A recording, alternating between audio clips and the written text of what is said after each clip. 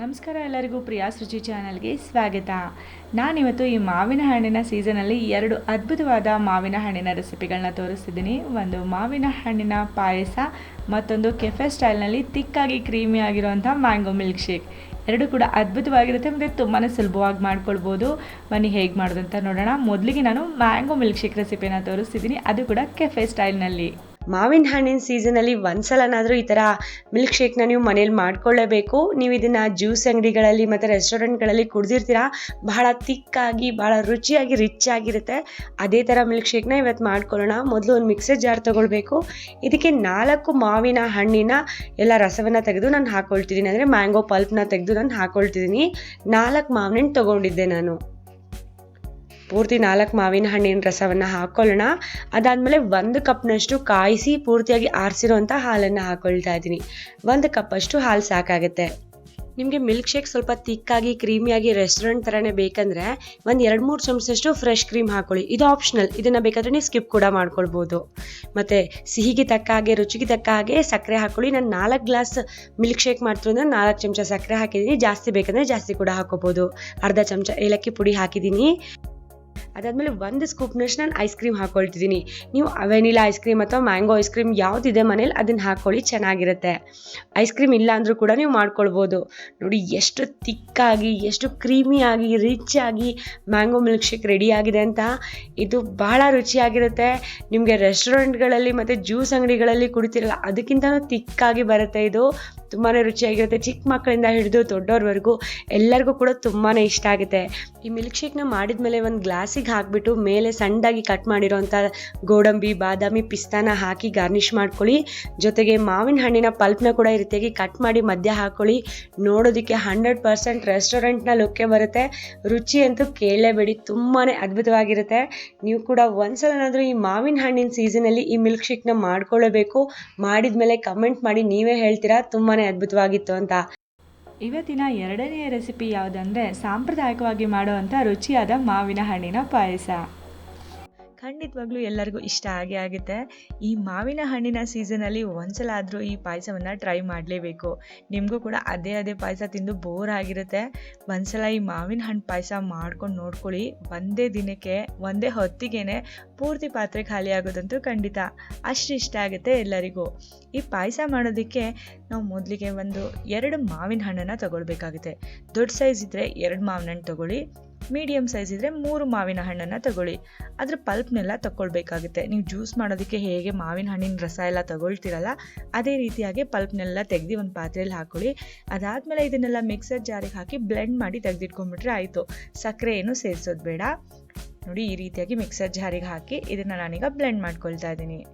ನೋಡಿ, ಎಂಥ ಒಳ್ಳೆ ಮ್ಯಾಂಗೋ ಪ್ಯೂರಿ ರೆಡಿ ಆಗಿದೆ. ಇದನ್ನು ನಾನು ಹಾಗೆ ತೆಗೆದಿಟ್ಕೊಳ್ತೀನಿ, ಕೊನೆಯಲ್ಲಿ ಉಪಯೋಗಿಸ್ಕೊಳ್ತೀನಿ. ಈಗ ನಾನು ಒಂದು ಚಿಕ್ಕ ಸ್ಟೀಲ್ ಪಾತ್ರೆ ತೊಗೊಂಡಿದ್ದೀನಿ. ಅದರಲ್ಲಿ ಸ್ವಲ್ಪ 1 ಲೋಟ ಅಷ್ಟು ನೀರು ಹಾಕ್ಕೊಂಡಿದ್ದೀನಿ. ನೆನೆಸ್ಕೊಂಡಿರೋಂಥ ಮೀಡಿಯಮ್ ಸೈಜ್ ಸಬ್ಬಕ್ಕಿನ ನಾನು ಇದರಲ್ಲಿ ಅರ್ಧ ಕಪ್ನಷ್ಟು ಹಾಕ್ಕೊಳ್ತಾ ಇದ್ದೀನಿ. ನೀವು ನೈಲಾನ್ ಸಬ್ಬಕ್ಕಿ ಅಂದರೆ ಸಣ್ಣ ಸಬ್ಬಕ್ಕಿ ಬರುತ್ತಲ್ಲ, ಅದನ್ನು ತೊಗೊಂಡ್ರೆ ನೆನೆಸೋದು ಬೇಡ, ಹಾಗೇ ಕುದಿಸ್ಕೊಳ್ಬೋದು. ಇದು ಮೀಡಿಯಮ್ ಸೈಜ್ ಸಬ್ಬಕ್ಕಿ ಆಗಿರೋದ್ರಿಂದ ನಾನು ಒಂದು 3-4 ಗಂಟೆಗಳ ಕಾಲ ಚೆನ್ನಾಗಿ ನೆನೆಸ್ಕೊಂಡಿದ್ದೀನಿ. ಅದಾದ ನಂತರ ನಾನೀಗ 5 ನಿಮಿಷಗಳ ಕಾಲ ಈ ನೀರಿನಲ್ಲಿ ಚೆನ್ನಾಗಿ ಕುದಿಸ್ಕೊಳ್ತೀನಿ. ಕುದಿಯೋಕ್ಕೆ ಸ್ಟಾರ್ಟ್ ಆದಮೇಲೆ 5 ನಿಮಿಷಗಳ ಕಾಲ ಕುದಿಸ್ಕೊಳ್ಬೇಕು. ನೋಡಿ, ಇದೆಲ್ಲ ಟ್ರಾನ್ಸ್ಪರೆಂಟ್ ಆಗಬೇಕು ಈ ರೀತಿಯಾಗಿ. ಈ ಥರ ಕಾಣುವಾಗ ಇದನ್ನು ನಾವು ಗ್ಯಾಸ್ ಫ್ಲೇಮ್ ಆಫ್ ಮಾಡ್ಕೊಳ್ಳೋಣ. ಈಗ ನಾನು ಪಾಯಸ ಮಾಡೋದಕ್ಕೆ ಒಂದು ಕಡಾಯಿ ತೊಗೊಂಡಿದ್ದೀನಿ. ಇದರಲ್ಲಿ 1.5 ಚಮಚದಷ್ಟು ನಾನು ತುಪ್ಪ ಹಾಕ್ಕೊಳ್ತಾ ಇದ್ದೀನಿ. ಸ್ವಲ್ಪ ದೊಡ್ಡ ಚಮಚದಲ್ಲೇ ತುಪ್ಪ ಹಾಕ್ಕೊಳ್ಳಿ.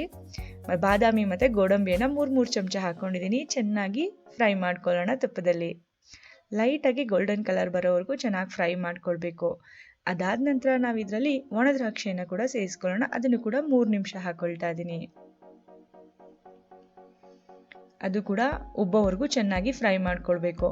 ನೋಡಿ, ಉಬ್ಬಿದ ನಂತರ ಗ್ಯಾಸ್ ಫ್ಲೇಮ್ನ ಆಫ್ ಮಾಡಿ ಈ ಎಲ್ಲ ಫ್ರೈ ಮಾಡ್ಕೊಂಡಿರೋಂಥ ಡ್ರೈ ಫ್ರೂಟ್ಸ್ನ ಸಪ್ರೇಟಾಗಿ ಒಂದು ಪ್ಲೇಟ್ನಲ್ಲಿ ತೆಗೆದಿಟ್ಕೊಳ್ತೀನಿ. ಇದನ್ನು ಕೂಡ ಕೊನೆಯಲ್ಲಿ ಹಾಕ್ಕೊಳ್ತೀನಿ. ಈಗ ಅದೇ ತುಪ್ಪಕ್ಕೆ ಶಾವಿಗೆ ಹಾಕೊಳ್ಳೋಣ. 1/4 ಕಪ್ಪಷ್ಟು ಶಾವಿಗೆ ತೊಗೊಂಡಿದ್ದೀನಿ, ಜಾಸ್ತಿ ಬೇಡ, ಯಾಕಂದರೆ ಇದು ಕೊನೆಗೆ ಜಾಸ್ತಿ ಆಗುತ್ತೆ ನಿಮಗೆ ಪಾಯಸಕ್ಕೆ ಹಾಕಿದ್ಮೇಲೆ.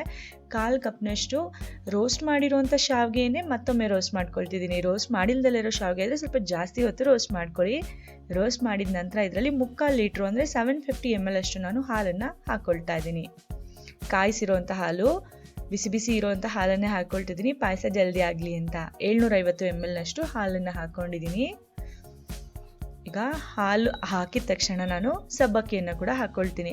ಬೇಯಿಸಿಟ್ಕೊಂಡಿದ್ದೀನಲ್ಲ ಆ ಸಬ್ಬಕ್ಕಿಯನ್ನು ಇದರಲ್ಲಿ ಸೇರಿಸ್ಕೊಳ್ತಾ ಇದ್ದೀನಿ. ಆಲ್ರೆಡಿ ಶಾವಿಗೆ ಇದೆ, ಹಾಗೆಯೇ ಬೇಯಿಸಿಟ್ಕೊಂಡಿರೋ ಸಬ್ಬಕ್ಕಿಯನ್ನು ಕೂಡ ಸೇರಿಸ್ಕೊಂಡಿದ್ದೀನಿ. ಇದನ್ನು ಚೆನ್ನಾಗಿ ಕುದಿಸ್ಕೊಳ್ಳೋಣ. ಶಾವಿಗೆ ಮತ್ತು ಸಬ್ಬಕ್ಕಿ ಇನ್ನೂ ಸ್ವಲ್ಪ ಚೆನ್ನಾಗಿ ಬೇಯಲಿ ಅಂತ ಹಾಲಿನ ಜೊತೆ ಹೊಂದ್ಕೊಳ್ಬೇಕು. ಇದು ಕುದಿ ಬರುತ್ತಲ್ಲ ಆಗ ನಾವು ಸಕ್ಕರೆ ಹಾಕೊಳ್ಳೋಣ. 100 ಗ್ರಾಮ್ನಷ್ಟು ಸಕ್ಕರೆ ಹಾಕ್ಕೊಂಡಿದ್ದೀನಿ.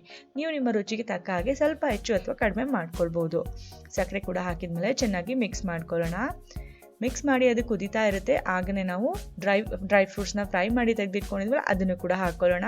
ನಿಮಗೆ ಕೇಸರಿ ದಳ ಬೇಕಿದ್ರೆ ಅದನ್ನು ಕೂಡ ಸ್ವಲ್ಪ ನೀವು ಹಾಕ್ಕೊಳ್ಬೋದು, ಅದು ಆಪ್ಷನಲ್. ಈಗ ಪಾಯಸ ಚೆನ್ನಾಗಿ ಕುದೀತಾ ಇದೆ. ಕೊನೆಯಲ್ಲಿ ಏಲಕ್ಕಿ ಪುಡಿ ಹಾಕ್ಕೊಳ್ತಾ ಇದ್ದೀನಿ. ಪಾಯಸ ಆಲ್ರೆಡಿ ರೆಡಿ ಆಗಿದೆ. 1-2 ಸತಿ ಕೈ ಆಡಿಸ್ಬಿಟ್ಟು ಗ್ಯಾಸ್ ಫ್ಲೇಮ್ನ ಆಫ್ ಮಾಡಿ ಪೂರ್ತಿಯಾಗಿ ತಣ್ಣಗಾಗೋದಕ್ಕೆ ಬಿಡ್ತೀನಿ. ನೋಡಿ, ಪಾಯಸ ತಯಾರಾಗಿದೆ. ನಾನು ಪಕ್ಕಕ್ಕೆ ಇಟ್ಟಿದ್ದೀನಿ. ಪೂರ್ತಿಯಾಗಿ ತಣ್ಣಗೆ ಕೂಡ ಆಗಿದೆ. ಪೂರ್ತಿಯಾಗಿ ತಣ್ಣಗಾಗೋವರೆಗೂ ವೆಯ್ಟ್ ಮಾಡಬೇಕು. ನೀವು ಮ್ಯಾಂಗೋ ಪ್ಯೂರಿನ ನೀವು ಮಿಕ್ಸ್ ಮಾಡೋದಕ್ಕಿಂತ ಮುಂಚೆ, ಈ ಮಾವಿನ ಹಣ್ಣಿನ ರಸವನ್ನು ಮಿಕ್ಸ್ ಮಾಡೋದಕ್ಕಿಂತ ಮುಂಚೆ ಪಾಯಸ ಪೂರ್ತಿಯಾಗಿ ತಣ್ಣಗಾಗಿರಬೇಕು. ಇಲ್ಲಾಂದರೆ ಪಾಯಸ ಒಡಕಾಗ್ಬಿಡುತ್ತೆ. ಯಾಕೆಂದರೆ ಮಾವಿನ ಹಣ್ಣು ಲೈಟಾಗಿ ಹುಳಿ ಕೂಡ ಇರುತ್ತಲ್ವ, ಹಾಗಾಗಿ ಪೂರ್ತಿ ಪಾಯಸ ತಣ್ಣಗಾದ ನಂತರ ಮಾವಿನ ಹಣ್ಣಿನ ರಸವನ್ನು ಸೇರಿಸಿ ಚೆನ್ನಾಗಿ ಮಿಕ್ಸ್ ಮಾಡ್ಕೊಳ್ಳೋಣ. ನೋಡಿ ಎಂಥ ಒಳ್ಳೆ ಕಲರ್ ಬರ್ತಾ ಇದೆ ಅಂತ. ಎಷ್ಟು ಗಟ್ಟಿಯಾದಂಥ ಪಾಯಸ ರೆಡಿಯಾಗಿದೆ ನೋಡಿ. ತುಂಬಾ ಅದ್ಭುತವಾಗಿ ಆಗಿತ್ತು. ನೀವು ಕೂಡ ಒಂದ್ಸಲ ಈ ಮಾವಿನ ಹಣ್ಣಿನ ಸೀಸನಲ್ಲಿ ಈ ರೀತಿಯಾದಂಥ ಪಾಯಸವನ್ನು ಮಾಡಿ ನೋಡಿ. ಖಂಡಿತವಾಗ್ಲೂ ಮನೆಯಲ್ಲಿರೋರೆಲ್ಲ ಬೆರಳು ಚಿಪ್ಕೊಂಡು ತಿಂತಾರೆ, ಅಷ್ಟು ಇಷ್ಟಪಡ್ತಾರೆ. ಪೂರ್ತಿ ಪಾತ್ರೆನ ಒಂದೇ ಹೊತ್ತಿಗೆ ಖಾಲಿ ಮಾಡಿಬಿಡ್ತಾರೆ. ನೀವು ಯಾರಾದರೂ ಮನೆಗೆ ಗೆಸ್ಟ್ ಬಂದಾಗ ಮಾಡಿಬಿಟ್ರಂತೂ ಅವರು ನಿಮ್ಮನ್ನ ಹೊಗಳಿ ಇಟ್ಬಿಡ್ತಾರೆ. ಅಷ್ಟು ಇಷ್ಟ ಆಗುತ್ತೆ ಎಲ್ಲರಿಗೂ. ನಿಮಗೂ ಕೂಡ ಈ ವಿಭಿನ್ನ ಶೈಲಿಯ ಮಾವಿನ ಹಣ್ಣಿನ ಪಾಯಸ ಇಷ್ಟ ಆಗಿದೆ ಅಂತ ಅಂದ್ಕೊಳ್ತೀನಿ. ಇಷ್ಟ ಆಗಿದರೆ ಪ್ರಿಯಾಸ್ ರುಚಿ ಚಾನಲ್ಗೆ ಲೈಕ್ ಮಾಡಿ, ಹಾಗೆ ನಮ್ಮ ಚಾನಲ್ನ ಸಬ್ಸ್ಕ್ರೈಬ್ ಮಾಡಿ. ನಾನು ಇನ್ನೂ ಹೆಚ್ಚು ಹೊಸ ರೆಸಿಪಿಗಳನ್ನೆಲ್ಲ ಅಪ್ಲೋಡ್ ಮಾಡ್ತೀನಿ, ಅದನ್ನೆಲ್ಲ ನೀವು ಕೂಡ ನೋಡ್ಬೋದು. ಈ ರೆಸಿಪಿ ನಿಮಗೆ ತುಂಬ ಚೆನ್ನಾಗಿ ಅನಿಸಿದ್ರೆ ನಿಮ್ಮ ಫ್ಯಾಮಿಲಿ, ಫ್ರೆಂಡ್ಸ್, ರಿಲೇಟಿವ್ಸ್ ಜೊತೆಗೂ ಕೂಡ ಶೇರ್ ಮಾಡ್ಕೊಳ್ಳಿ. ನಾನು ಕೂಡ ಮುಂದಿನ ವಿಡಿಯೋದಲ್ಲಿ ಹೊಸ ರೆಸಿಪಿಗಳೊಂದಿಗೆ ಭೇಟಿ ಆಗ್ತೀನಿ. ಧನ್ಯವಾದಗಳು.